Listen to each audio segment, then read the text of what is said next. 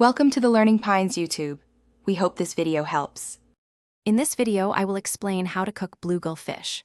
First, ensure your bluegill are thoroughly cleaned for the best taste. Begin by removing all scales, scraping against the natural grain of the fish with a scaler or the back of a knife. Then, make a careful incision from the vent to the gills and remove all internal organs. Finish by rinsing the fish thoroughly under cold water, inside and out, making sure there are no remaining scales or entrails. Once your bluegill are sparkling clean, it is time to prepare them for cooking by adding a burst of flavor. Pat each fish completely dry with paper towels.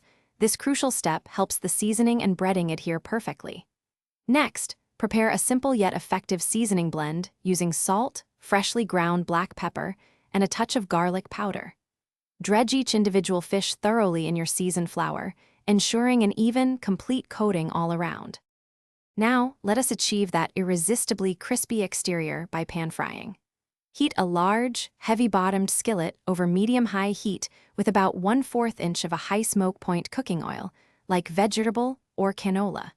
You will know the oil is ready when a small pinch of flour sizzles immediately upon contact. Carefully place your breaded bluegill into the hot oil, being sure not to overcrowd the pan. Fry each side for approximately 2 to 3 minutes, until it reaches a beautiful golden brown and flakes easily. Finally, it is time to enjoy the fruits of your labor. Gently remove the perfectly cooked bluegill from the skillet and place them onto a plate lined with paper towels.